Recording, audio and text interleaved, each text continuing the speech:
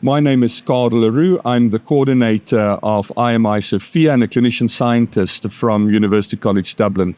And it's an incredible privilege, for me to be shared with Dr. Bart van der Schueren, who is a professor at the University of Leuven. And we're going to talk about the benefits that SOPHIA brought into the field, especially when it comes to people who have the disease of obesity and type 1 diabetes. So Bart, thank you very much for joining. So tell me, how has this field evolved about people who have the disease of obesity and type 1 diabetes? Well, it was a very underexposed field up until now. So people that are living with type 1 diabetes, we all know that they need to work on their glycemic control, but often that comes at a cost, and it prevents them from actually managing their weight. And so what do we see throughout the world, but especially in some countries such as Belgium, is that the incidence of obesity, the prevalence of obesity as a disease is actually higher in people living with T1D than in the general population. Okay. And this is very concerning because we all know that people living with T1D have an excess cardiovascular mortality. They live on average 10 years less than the general population. If you add on to that the disease of obesity with all its potential comorbidities, such as an increased cardiovascular risk, it means that it's a further burden on people living with T1D. And so I think that was basically really what SOPHIA helped to highlight. So it's looking at this subgroup of people living both with type 1 diabetes and obesity. And you were the lead, and how did you work together with your colleagues, from Breakthrough Type 1 Diabetes, as well as the Dasman Diabetes Institute and others, to actually move this in the last 5 years? So if you reflect back where you were 5 years ago, and you look now what you've created, what are the outputs, 5 years later, how has that worked?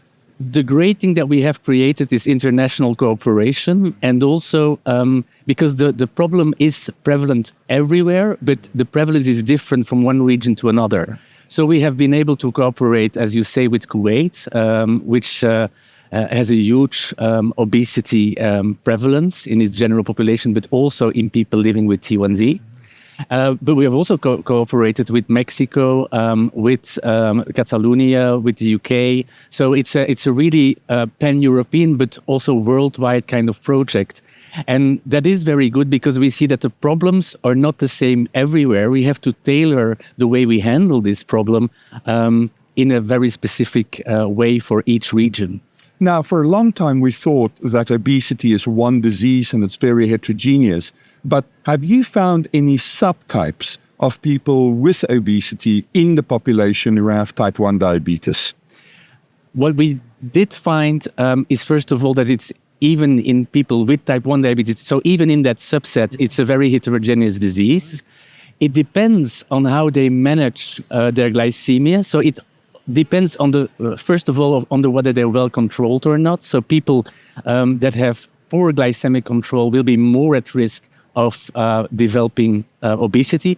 And also it depends on the technology they use. So if they use, for example, continuous glucose measuring or closed loop systems, there we see that they really sometimes have issues in controlling their weight. And I think if clinicians are aware of that, they can handle that better when implementing these new tools. And so it will allow us to add new tools in both treating obesity, but as well type 1 diabetes. For example, we have shown that bariatric surgery can be used effectively and safely in people living with T1D, but also we have shown that some adjunct therapies that have still not gotten through regulatory bodies because of concerns on incidence of diabetes ketoacidosis or hypoglycemia, that actually they can be extremely helpful in helping people that are living with type 1 diabetes and obesity to control both diseases. So I think this is a push for further research.